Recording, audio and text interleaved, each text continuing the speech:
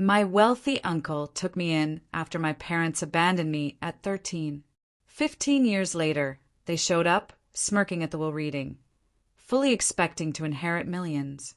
But my uncle's lawyer exposed the truth and left them utterly pale.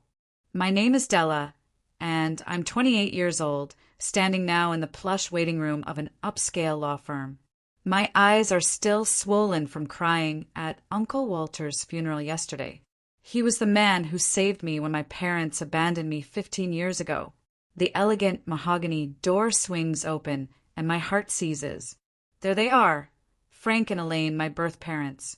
15 years of silence, and now they reappear, draped in cheap knockoff jewelry, exchanging smirks about the millions they expect to inherit. Have you ever experienced family members suddenly reappearing when money is involved? I invite you to stay with me and hear how my uncle's brilliant, meticulous plan exposed their true colors and left them utterly shattered. My childhood in Pittsburgh was far from idyllic. We lived in a rundown apartment in a neighborhood where sirens were a nightly lullaby. The building had peeling paint, broken elevators, and the constant smell of mold. Our one-bedroom apartment housed 4 people, with Tommy and I sharing a pull-out couch in the living room. Most nights, one or both of our parents were absent, leaving me to care for my little brother. Frank, my father, worked sporadically as a construction worker, but his real passion was sports betting. Every payday followed the same pattern. He would cash his check at the corner store, stop at the bookies, and disappear for hours. Sometimes he would return jubilant, taking us out for ice cream and promising a better future. More often, he would stumble home drunk, reeking of cheap whiskey, his mood volatile as a summer storm. One minute, he would be crying, telling us how much he loved us. The next, he would be throwing plates against the wall because dinner was cold. "You are just like your uncle, always judging me," he would snap at me when I asked where the rent money had gone. I learned early to read his moods, to know when to speak and when to make myself invisible. Elaine, my mother, worked at a department store makeup counter. She was beautiful in a brittle way, with carefully applied makeup and clothes she couldn't afford. She spent her paychecks on designer knockoffs and costume jewelry, dreaming of the luxury life she deserved. In her mind, her children were the anchors that had dragged her down from the glamorous life she might have had.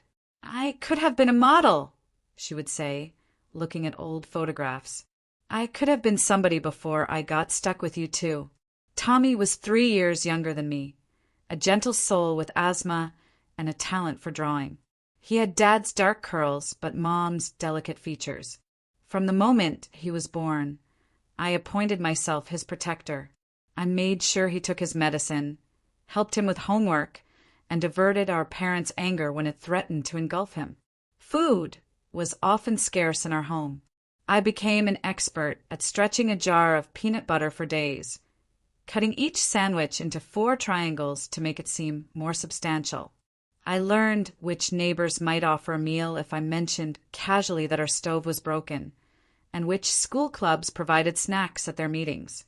At school, I maintained perfect grades. Education was my ticket out. I understood that intuitively. My teachers noticed my potential and my circumstances. Mrs. Winters, my 4th grade teacher, often saved an extra carton of milk for me and sometimes slipped granola bars into my backpack when no one was looking. "You are a bright girl, Della," she would say.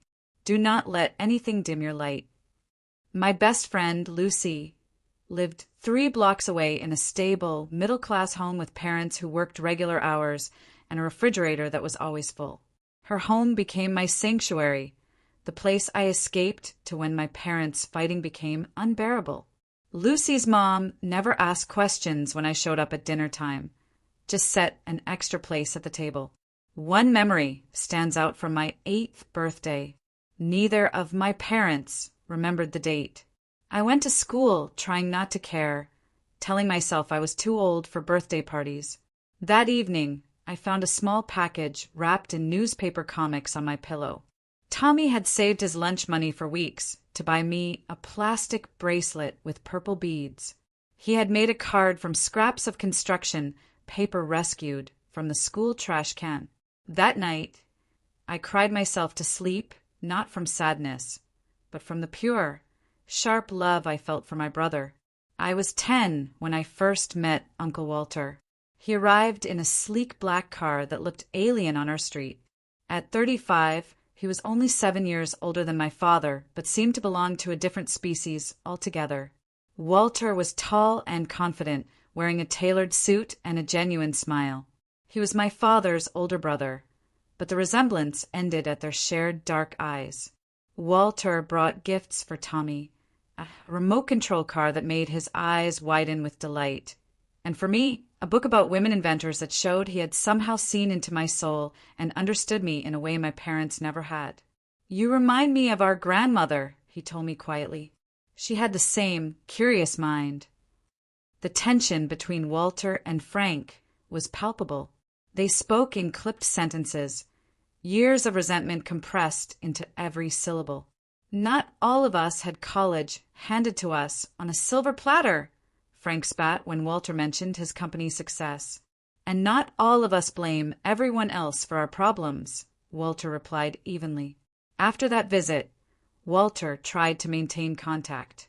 He called on holidays and our birthdays. He offered to pay for private school for Tommy, for his medical treatment, for a bigger apartment. Frank refused every offer, his pride stronger than his concern for his children's welfare. "We don't need his charity," he would say. "He just wants to show off how much better he is than me." As I entered my teens, our family situation deteriorated rapidly.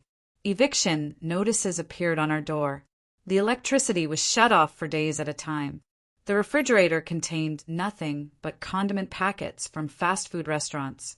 Tommy's asthma worsened, but we couldn't afford his inhaler. I resorted to asking my science teacher for a loan, making up a story about lost wallets and emergency situations. One night, I overheard my parents talking in hushed voices in the kitchen. "We can't keep going like this," my mother hissed. "The landlord isn't giving us another extension." "I know a guy who knows a guy," my father replied. "He says this is our best option." "What about Walter?" my mother asked. "I'd rather die than ask him for help," my father said.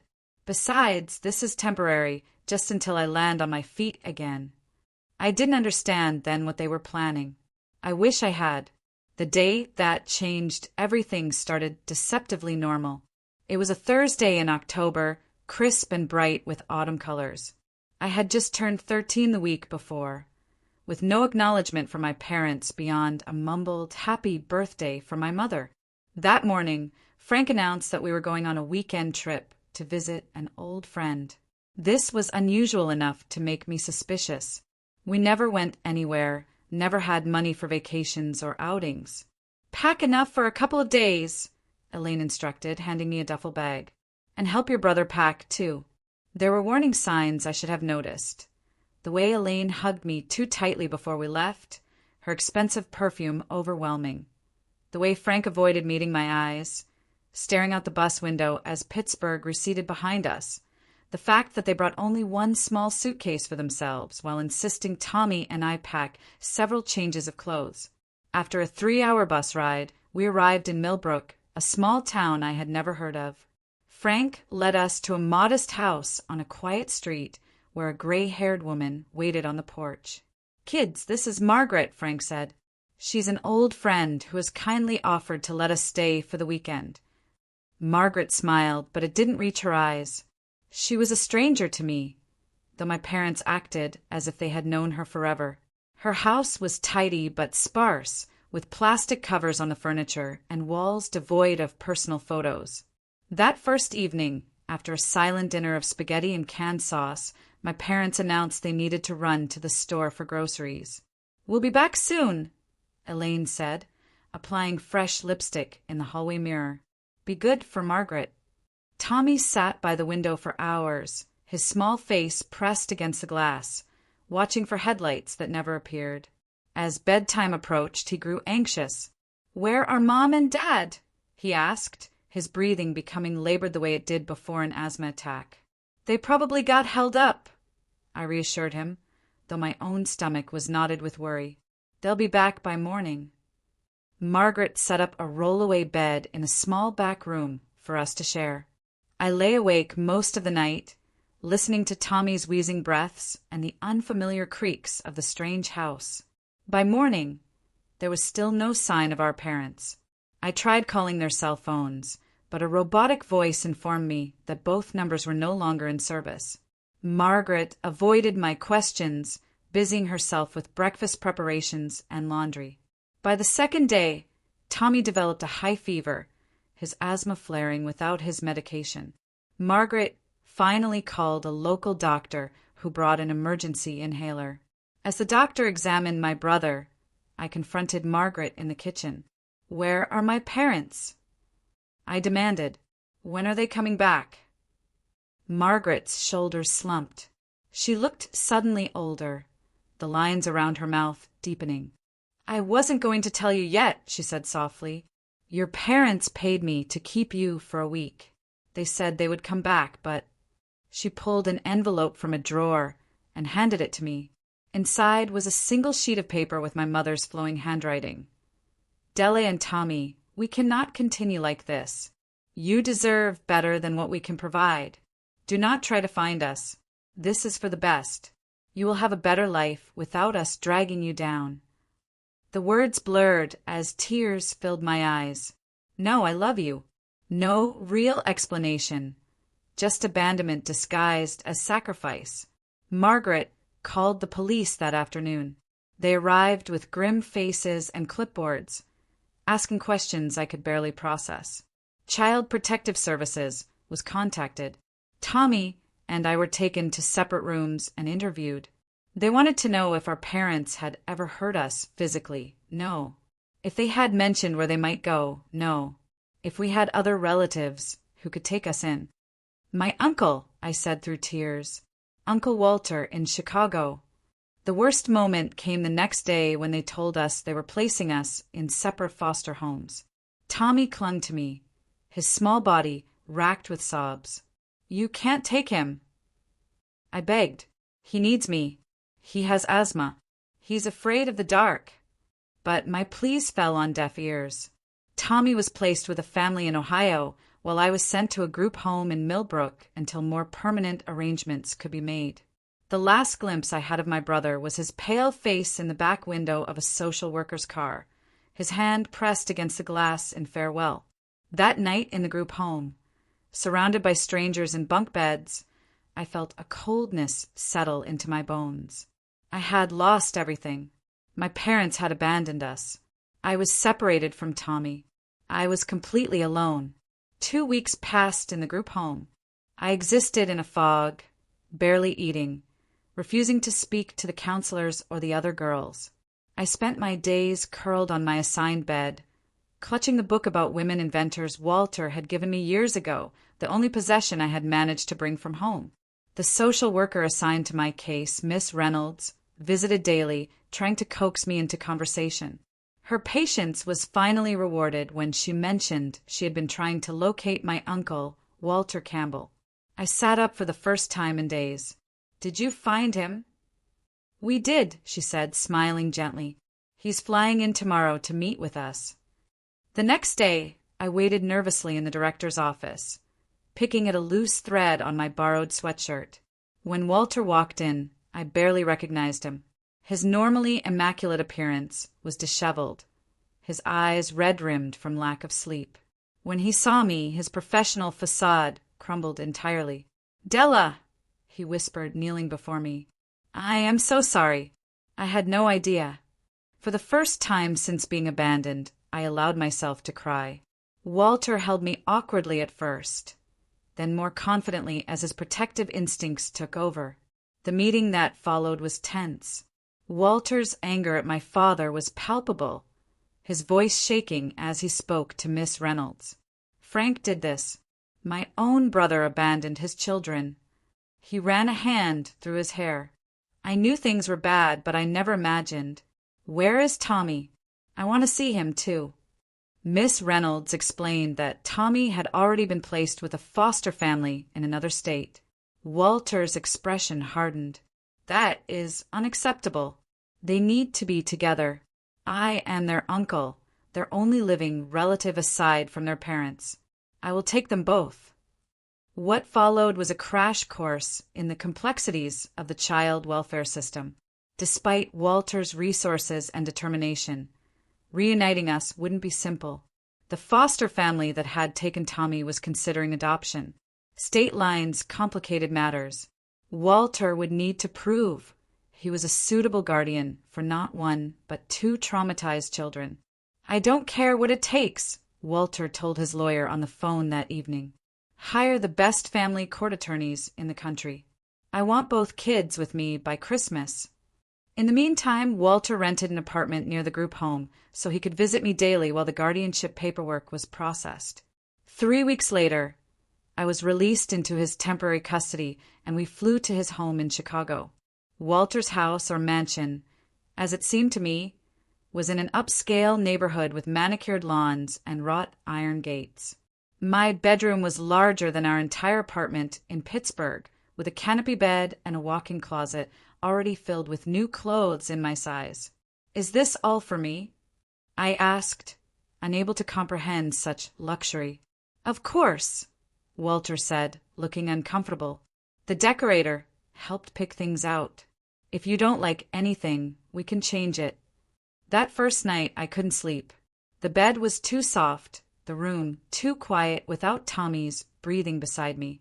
I crept downstairs at midnight to find Walter in his office, surrounded by legal papers, talking intensely on the phone about custody arrangements. Walter was not a natural with children. He had never married, had no kids of his own, and spent most of his time running his tech company. He spoke to me formally at first, as if I were a miniature adult or business associate, but his genuine desire to help shone through his awkwardness. The house staff helped ease the transition. Flora, the housekeeper, was a warm, grandmotherly woman who snuck me cookies and taught me to bake bread on weekends. Mr. Jenkins, the chauffeur, had a dry sense of humor that occasionally broke through my shell of silence. School was another challenge. Walter enrolled me in an exclusive private academy where my classmates had grown up with privilege I could barely comprehend. They wore designer clothes without a thought, planned vacations to Europe, and complained about strict parents who limited their screen time. I was the odd one out with my second-hand past and missing family.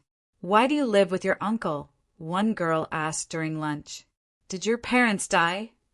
"They left," I said simply, watching her eyes widen with incomprehension. She couldn't imagine parents who would choose to leave. The nightmares started my 3rd week in Chicago.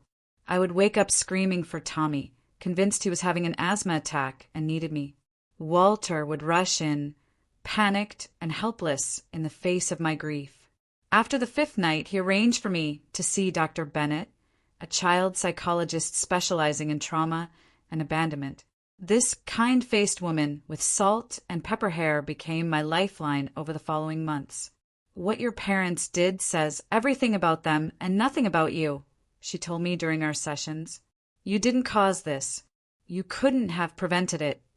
Walter attended parenting classes and read books on raising teenagers. He hired tutors to help me catch up academically and made sure I had everything I needed materially.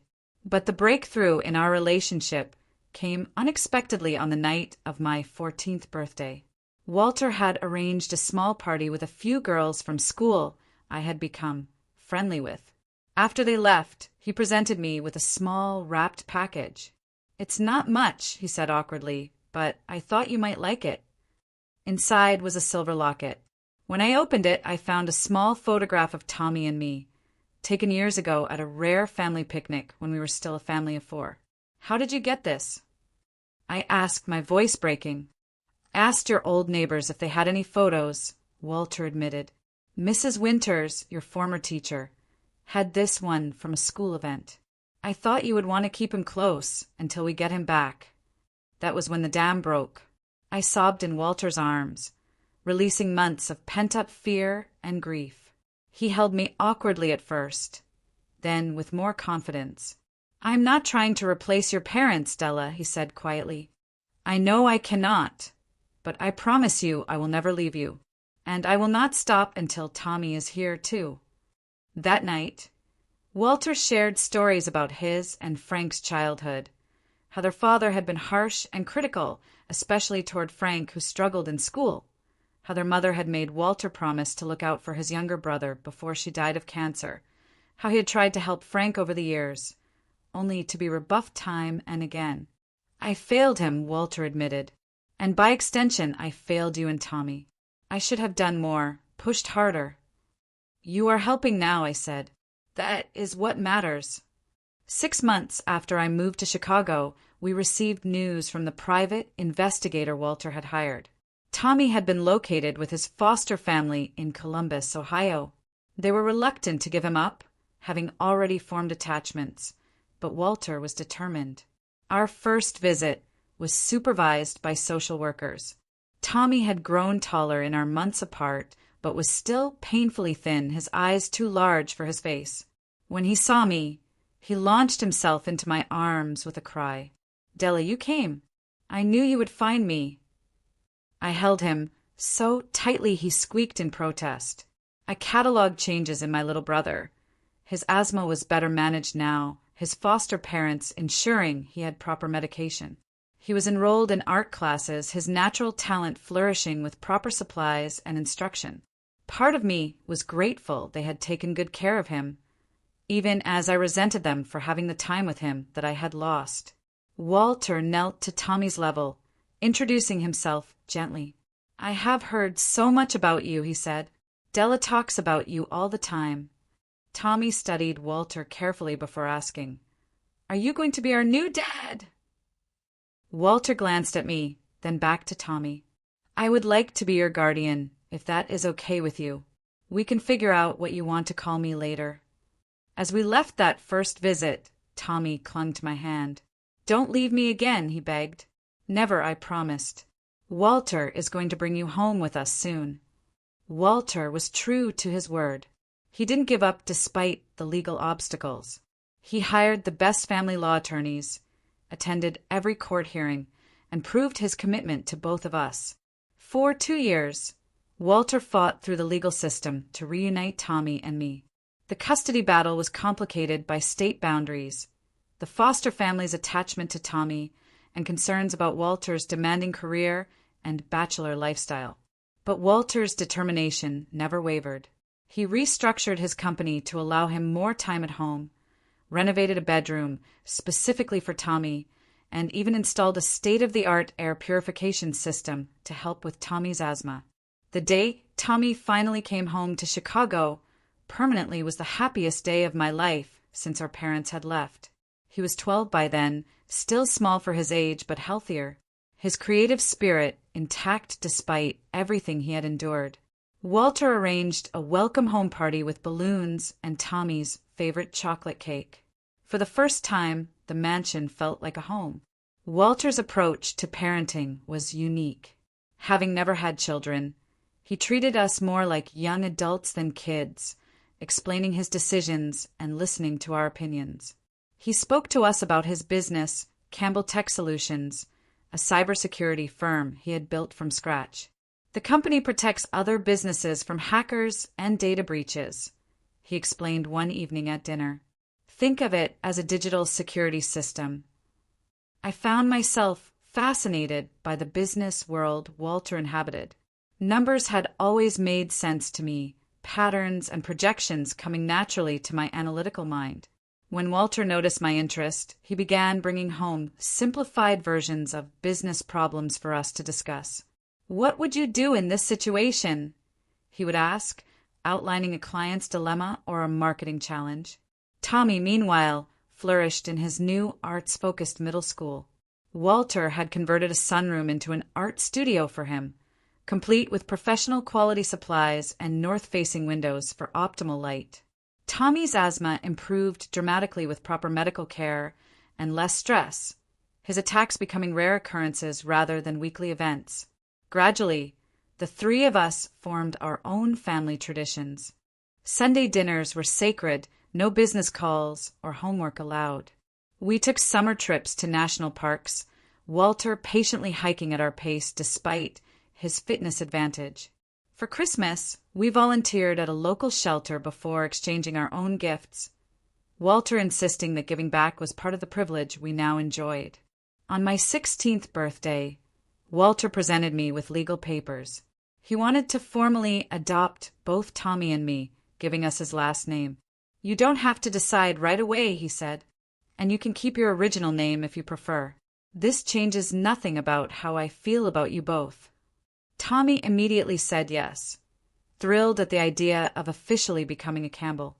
I hesitated, torn between my anger at my birth parents and a lingering sense of loyalty to my original identity. In the end, we compromised with hyphenation. We became the Morris Campbell siblings, honoring our past while embracing our future. The adoption was finalized on a snowy December morning. The three of us, dressed in our best clothes for the courthouse ceremony. The judge, who had overseen much of our case, smiled as she signed the final papers. "This is how the system is supposed to work," she told Walter. "You have given these children the stability they deserve." High school flew by in a blur of advanced classes, debate team competitions, and growing confidence. Walter never pressured me about college, but I knew education was important to him.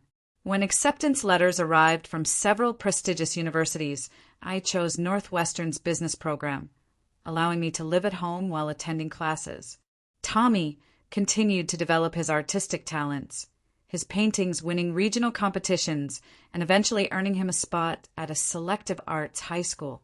His gentle nature remained intact despite everything he had endured, a testament to his resilience.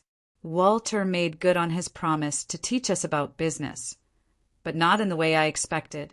The summer after my freshman year of college, he arranged an entry-level position for me at Campbell Tech. "No special treatment," he warned. "You start in the mailroom, like I did at my first job. If you want to advance, you earn it." I worked my way through nearly every department over the next few summers and school breaks. Customer service taught me patience. Accounting refined my natural affinity for numbers. Marketing challenged my creative thinking. By my senior year, I had a comprehensive understanding of how the entire company functioned. My first real contribution came when I identified a market opportunity Walter had overlooked. Small businesses needed cybersecurity, too, but couldn't afford the enterprise-level solutions Campbell Tech specialized in.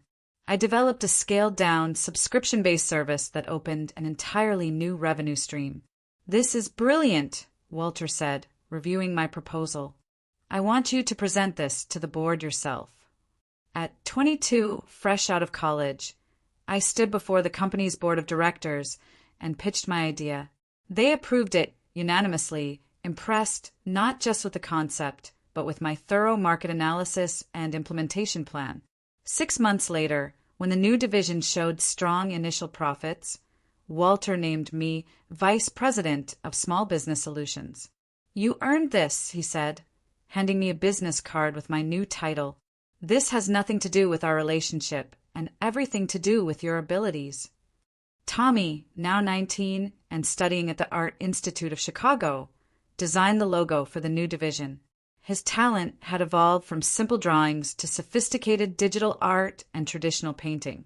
He had found his voice through color and form, expressing the complex emotions of our childhood through abstract canvases that somehow conveyed both pain and hope. Just as everything seemed perfect, disaster struck. Walter, always healthy and energetic at 50, was diagnosed with pancreatic cancer. The prognosis was grim from the start. Late stage with limited treatment options. 6 months to a year, the oncologist told us privately. "We can try to make him comfortable, but this type is particularly aggressive." Walter approached his illness with the same methodical determination he brought to business. He updated his will, organized his affairs, and began transitioning leadership responsibilities to his executive team and to me. He refused to let cancer define his remaining time, scheduling treatments around important meetings and Tommy's art shows. "I have no regrets," he told me one evening as we sat on the terrace watching the sunset over Lake Michigan.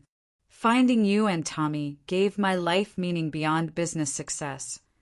Those final 2 years were a balancing act of heartbreak and grace. I split my time between running the small business division and accompanying Walter to treatments. Tommy moved back home from his campus apartment to be closer to us, converting part of his studio into a comfortable space where Walter could rest while watching him paint. Walter exceeded the doctor's initial timeline through sheer force of will, holding on long enough to see Tommy graduate with honors and to witness my promotion to executive vice president. But eventually, even his determination could not overcome the disease ravaging his body. In his final week, Walter called me to his bedside and handed me his grandfather's pocket watch, a family heirloom I had often admired. "You are the future of the Campbell name now," he said, his voice barely a whisper. "You and Tommy. I could not be prouder of the people you have become." The morning Walter passed away, the sky outside his window was the exact blue of a perfect summer day. Tommy and I were both with him, one on each side of his bed, holding his hands as he took his final breath. There was sadness, of course, overwhelming at times, but also a deep gratitude for the 15 years he had given us, years that had transformed us from abandoned children into confident, capable adults. "He saved us," Tommy said simply at the funeral. "Not just physically, but in every way that matters." Walter's funeral was held at the largest cathedral in Chicago, a testament to his impact on the business community and his extensive philanthropic work. Hundreds attended, from corporate executives to the janitors from company headquarters whom Walter had always greeted by name. The mayor gave a speech about Walter's contributions to the city's technology sector. Business competitors came to pay their respects alongside longtime employees who wept openly for the loss of a boss who had treated them like family. Tommy, now a poised young man of 21, flew in from New York, where he had recently accepted a position with a prestigious gallery.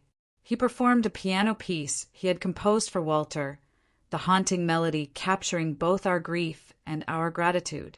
I delivered the eulogy, somehow finding strength to stand before the crowd and speak about the man who had transformed our lives. Walter Campbell was known to most of you as a brilliant businessman, a visionary leader, a generous philanthropist. I began. To my brother and me, he was simply the person who loved us when we had been deemed unlovable. He taught us that family is not defined by blood, but by choice, by showing up day after day with unwavering support. As I concluded my speech and returned to my seat in the front row, I noticed movement at the back of the cathedral. 2 figures had slipped in during the service, standing awkwardly by the last pew. Even from a distance, even after 15 years, I recognized them immediately. Frank and Elaine Morris, my parents. My hands began to shake so badly that Tommy noticed, following my gaze to the back of the church. "Is that?" he whispered, his face draining of color. I nodded, unable to speak. They looked older, of course. Frank's dark hair was now streaked with gray, his once powerful frame softened by age and likely alcohol. Elaine still maintained her carefully curated appearance, though her attempted elegance now seemed desperate rather than sophisticated. After the service, as mourners gathered in the reception hall, they approached us. Elaine reached for me, arms extended for an embrace I had no intention of returning. "Della, sweetheart," she said, her voice thick with manufactured emotion. "How we have missed you." I stepped back, Tommy moving protectively to my side. "Don't touch me," I said quietly. Frank cleared his throat. "We came as soon as we heard about Walter. Blood is thicker than water after all. We are still family. Family." Tommy's voice cracked with disbelief. "You abandoned us. You left us with a stranger. You never called, never wrote, never checked if we were alive or dead." Elaine's eyes filled with practiced tears. "You don't understand, sweetie. We were going through such difficult times. We did what we thought was best for you." "We need to talk privately," Frank said, glancing around at the curious onlookers. "There's so much to explain, so much you don't know." Before I could respond, a tall, distinguished man with silver hair approached our group. Gordon Chin, Walter's longtime attorney and friend, placed himself slightly between us and our biological parents. Miss Morris Campbell, Mr. Morris Campbell, he said formally. I do not believe these people were invited to the service. Elaine flashed what she clearly thought was a charming smile. We are Frank and Elaine Morris, Della and Tommy's parents. We are family. I am well aware of who you are, Gordon replied, his tone glacial. Walter spoke of you often, though never in flattering terms. Frank puffed up his chest. Listen here. We have every right to be with our children during this difficult time. Gordon's expression did not change. Actually, you forfeited those rights 15 years ago. However, as it happens, your presence will be required on Friday morning at 10 o'clock at my office for the reading of Walter's will. Elaine's demeanor shifted instantly, her grief replaced by poorly concealed interest. Walter included us in his will. That is a matter to be disclosed at the appropriate time, Gordon said. Now, if you will excuse us, the family needs privacy to grieve. As Gordon led us away, I noticed something I had missed initially. The designer clothing Frank and Elaine wore was new, but cheaply made. The gold watch on Frank's wrist was a knockoff Rolex. The diamonds in Elaine's ears were cubic zirconia.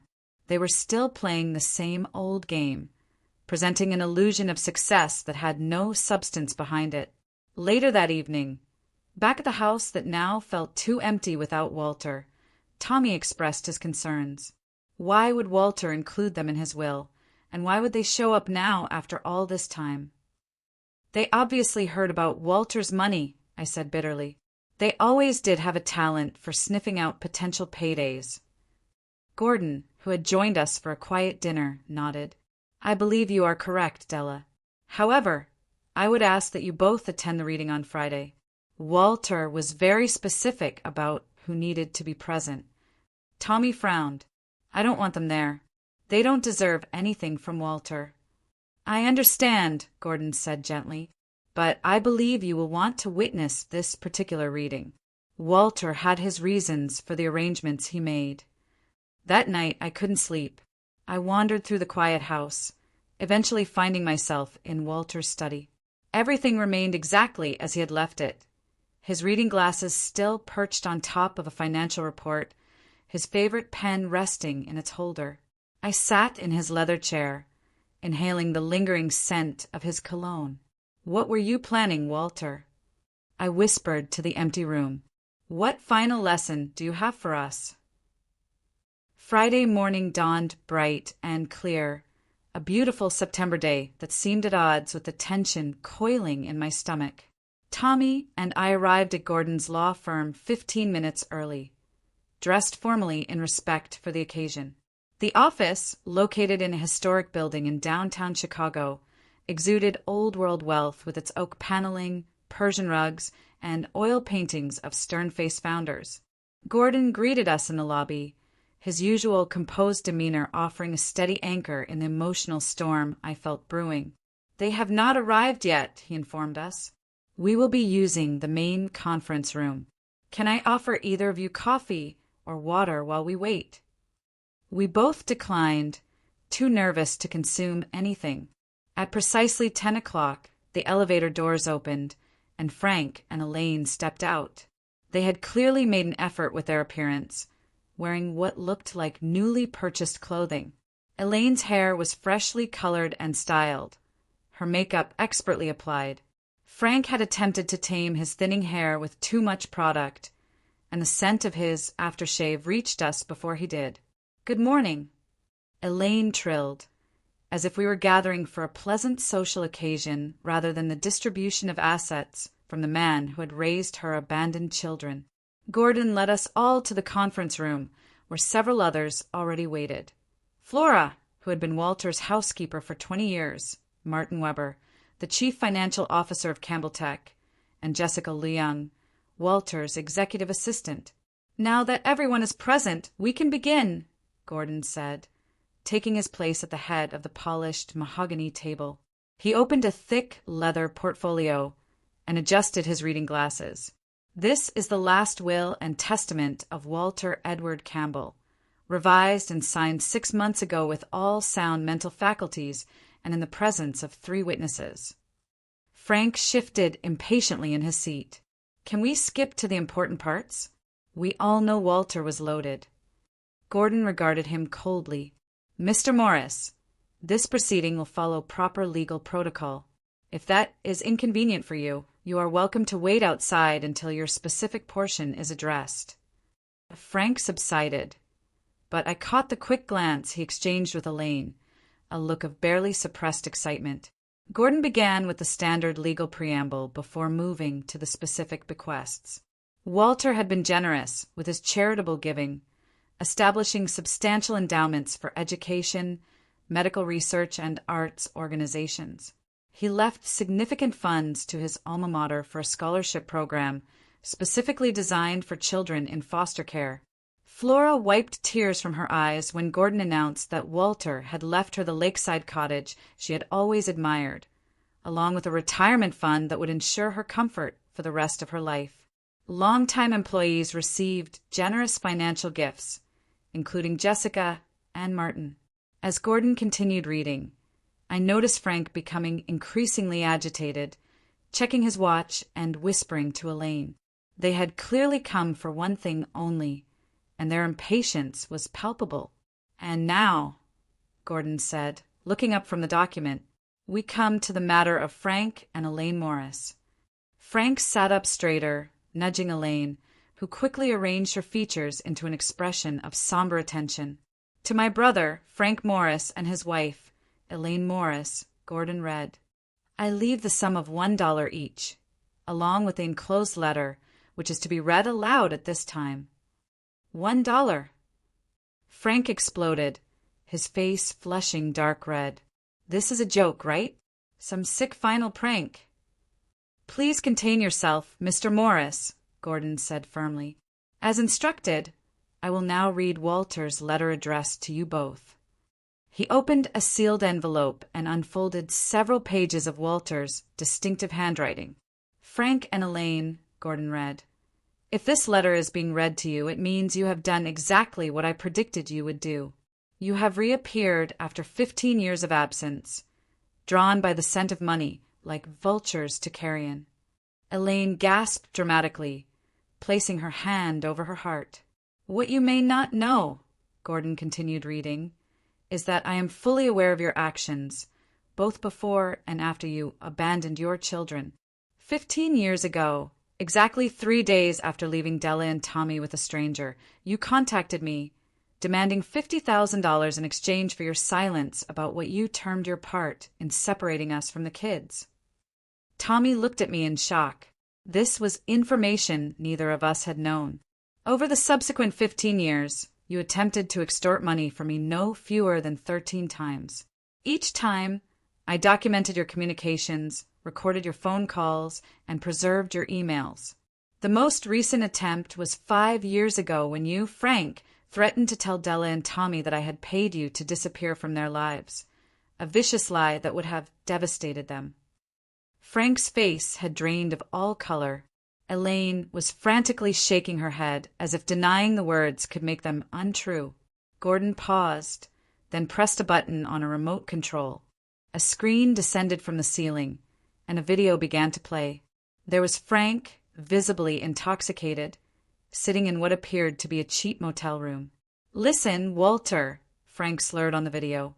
The kids don't need to know the arrangement we had. 50 grand is nothing to you. Just a little brother helping out his family, right? But if you don't come through this time, maybe Della needs to hear how her precious uncle really got custody. The video cut to another clip, this one showing Elaine in a different location, her hairstyle different, clearly from another time.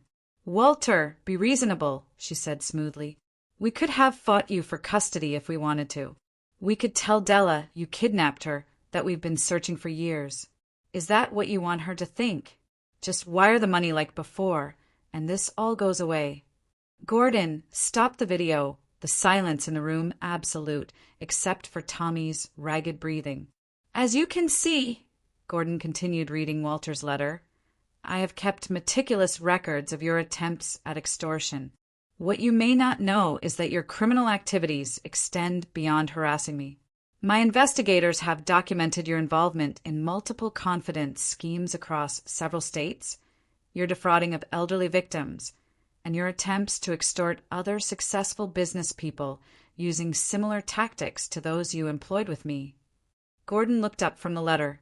I should note that all of this evidence, including financial records tracking the money Walter did provide in the early years out of concern for the children's welfare, has been provided to the FBI as of this morning. Elaine began to sob loudly. This isn't true. It was all Frank's idea. I never wanted to leave the children. Frank stood up abruptly, his chair tipping backward. You can't prove any of this. It will be your word against ours. Actually, Gordon said calmly, the evidence is quite comprehensive. Walter was nothing if not thorough. He returned to the letter. To Della and Tommy, I apologize for keeping this from you. I feared the knowledge would only cause you more pain, and there seemed no benefit in sharing it. You had already suffered enough betrayal. Know that every penny they attempted to extort was documented and will now be donated to organizations supporting abandoned children, turning their greed into something positive. Tommy had tears streaming down his face. I reached for his hand, squeezing it tightly. As for the remainder of my estate, Gordon continued reading, including all shares in Campbell Tech Solutions, all real estate holdings, investment portfolios, and personal property not otherwise specifically bequeathed, I leave equally to my beloved children, Della Morris Campbell and Thomas Morris Campbell, with the full confidence that they will honor the values we have shared and continue the legacy we have built together. Gordon folded the letter and looked up. That concludes the reading of the will. At that moment, the conference room door opened and two men in dark suits entered, displaying FBI badges. Frank and Elaine Morris, one agent said, "We need you to come with us. We have some questions regarding multiple fraud investigations across state lines." Frank lunged toward me, his face contorted with rage. "This is your fault. You turned him against us. We are your parents." The FBI agents quickly intervened, restraining Frank as Elaine collapsed into dramatic sobs. "My babies, please," she wailed. "Don't let them take your mother away." As they were escorted from the room, Frank still hurling accusations and Elaine still pleading, I felt a strange emptiness where I had expected satisfaction. Their true colors had been exposed, just as the story had promised, but the victory felt hollow. Gordon waited until they were gone before speaking again. "I apologize for the drama, but Walter insisted this happen exactly as it has. He wanted them to face consequences for their actions, not just toward him, but toward all their victims." "Did he really pay them?" Tommy asked, his voice small. "In the beginning," Gordon nodded. "Once, shortly after he gained custody of Della, they threatened to contest the arrangement, to drag you both through court proceedings, to make false accusations. Walter paid them to stay away, to give you both peace. He considered it the best investment he ever made." After the FBI agents led our parents away, Tommy and I remained in the conference room, trying to process everything we had just learned. The others had tactfully departed, leaving only Gordon to sit quietly with us in the aftermath. "I don't understand," Tommy said finally. "Why would they come back now? Did they really think Walter would leave them money after everything they did?" "People see what they want to see," I said, staring at the empty chairs where Frank and Elaine had sat moments before. "They have spent their lives believing they deserve things they haven't earned." Gordon cleared his throat gently. "Walter anticipated you might have questions after today's revelations. He left each of you a private letter as well. He handed us each an envelope with our names written in Walter's firm handwriting. Mine contained several pages, the paper high-quality stationery Walter had always preferred. Della, it began, if you are reading this, I am gone, and you have just witnessed the confrontation with Frank and Elaine that I arranged. I hope you can forgive me for keeping their periodic reappearances from you. I made the decision to shield you from their continued attempts to profit from your pain. I want you to know that I was aware of my diagnosis 5 years ago, much earlier than I shared with you and Tommy. When I received the news, my first thought was not of my own mortality, but of what would happen to both of you when I was gone. I knew Frank and Elaine would eventually resurface, drawn by the prospect of inheritance. You may wonder why I orchestrated this public exposure rather than simply excluding them from my will. I did so because I wanted you to see them clearly, to understand beyond any doubt that their abandonment was never your fault. You deserved parents who would move heaven and earth to keep you safe. Instead, you got Frank and Elaine, who saw their own children as commodities to be traded. I have watched you grow from a frightened, wounded 13-year-old into a brilliant, compassionate woman who amazes me daily. The strength you have shown, the resilience, the determination to create good from the ashes of betrayal. These are qualities that cannot be taught. They come from within you. My greatest regret is that I will not be there to see all you will accomplish. But I leave this world confident in the knowledge that you and Tommy will continue to thrive, to support each other, and perhaps to help other children who, like yourselves, need someone to believe in them. With all my love and endless pride, Walter. I folded the letter carefully, tears blurring my vision. Across the table, Tommy was similarly affected by his own letter, wiping his eyes with the back of his hand. He knew, Tommy said softly. He knew all along they would come back for money. I nodded, unable to speak past the lump in my throat. In the weeks that followed, we learned more about Frank and Elaine's activities during their 15-year absence. The FBI investigation revealed a pattern of small-time confidence schemes across multiple states. They had preyed particularly on elderly victims, posing as charity workers, home repair contractors, and even distant relatives. They had been careful to keep each scam small enough to avoid federal attention, moving frequently to stay ahead of local authorities. The court case moved swiftly given the overwhelming evidence Walter had compiled. Both Frank and Elaine accepted plea deals rather than face trial. Frank received 7 years in federal prison, Elaine 5, with orders for restitution they would never be able to pay. I debated visiting them in prison, but ultimately decided against it. What would be the point? I asked Tommy during one of our regular Sunday dinners, now held at my downtown apartment. They're not suddenly going to become the parents we needed. I agree, Tommy said, pushing food around his plate. But does it make us terrible people that we're not even trying to maintain a relationship with them? No, I said firmly. We lost our parents 15 years ago.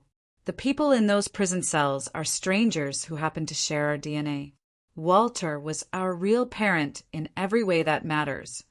The process of settling Walter's estate occupied much of my time in those first months. The responsibility of running Campbell Tech's small business division while helping the new CEO transition into Walter's role was overwhelming at times. Tommy had returned to New York to continue his work at the gallery, though he spoke daily, and he flew back to Chicago at least twice a month. 3 months after the will reading, I made a decision that would have made Walter proud. I established the Walter Campbell Foundation for Family Reunification, using a significant portion of my inheritance. The foundation's mission was to help siblings separated by the foster care system reconnect and, when possible, reunite. I thought often of how different my life might have been if Tommy and I had remained separated, if Walter had not fought so hard to bring us back together. My healing journey was not linear. There were days when the anger threatened to consume me, when I imagined confronting Frank and Elaine in their prison cells, demanding answers they likely couldn't provide. Dr. Bennett, who had helped me through my teenage years, once again became an important part of my support system, helping me navigate the complex emotions stirred up by their reappearance and subsequent imprisonment. Forgiveness is not about absolving them, she reminded me during one particularly difficult session. It is about freeing yourself from the burden of hatred. 6 months after Walter's death, I met Michael at a charity gala for the foundation, a structural engineer with kind eyes and a patient demeanor. He listened attentively as I shared pieces of my story, never pushing for more than I was ready to give. Our relationship developed slowly, built on mutual respect and genuine interest in each other's lives and passions. Tommy thrived in New York's art scene, his paintings now featured in respected galleries and private collections. He used his platform to advocate for arts education in underserved communities, establishing scholarships for talented foster youth interested in pursuing creative careers. A year into Frank and Elaine's sentences, I received an unexpected letter from the women's federal prison in Kentucky. Unlike Walter's careful stationery, this was written on cheap line paper in a shaky hand I barely recognized as Elaine's. "Della," she wrote, "I do not expect forgiveness, nor do I deserve it. The things we did to you and Tommy, to Walter, to others, were unforgivable. I write not to make excuses, but to tell you one truth among the many lies. I have always been proud that you were my daughter, even when I failed completely at being your mother." I did not respond immediately, letting the words sit with me for weeks as I considered whether there was any value in maintaining even the most distant contact. Eventually, I decided to see her once before her release the following year. The visit was brief and awkward. Elaine had aged dramatically in prison, her carefully maintained appearance now weathered and gray. She asked about Tommy, about my work, listening with what seemed like genuine interest. She did not ask for money or favors, did not attempt to justify her actions. As I prepared to leave, she said simply, "I don't expect to be part of your life, Della. I just wanted you to know that I recognize the extraordinary person you have become, despite having us as parents." "I didn't become who I am despite you," I replied, finding a truth I had not fully articulated before. "In some ways it was because of you. Your abandonment led me to Walter, and he showed me what unconditional love looks like. I wouldn't trade the person I am today, and that person was shaped by every experience, including being left behind." I did not visit Frank, who had made no attempt to contact either Tommy or me.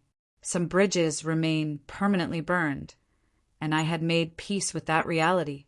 3 years after Walter's death, the foundation opened its first physical location, a welcoming space in downtown Chicago where separated siblings could reunite in a supportive environment, with counselors available to help navigate the complex emotions such reunions often triggered. We named it Campbell House, in honor of the home Walter had created for Tommy and me.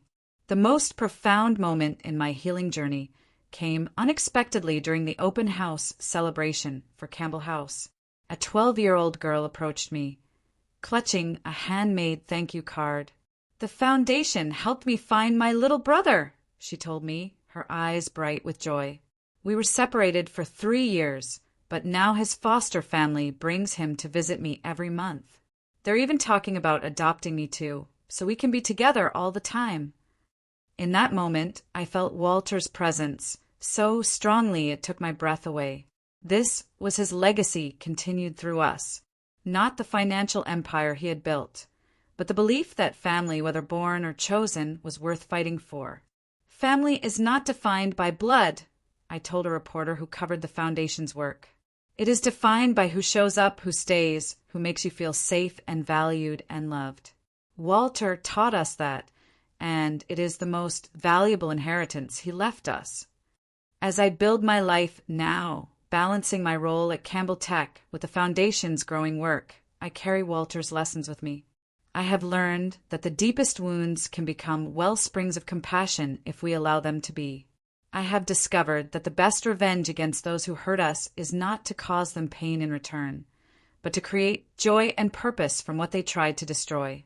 Have you ever had someone from your past reappear when they thought there was something to gain?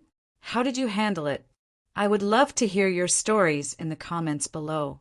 And if this story resonated with you, please like, subscribe, and share it with others who might need to hear that family is about love and choice, not just DNA.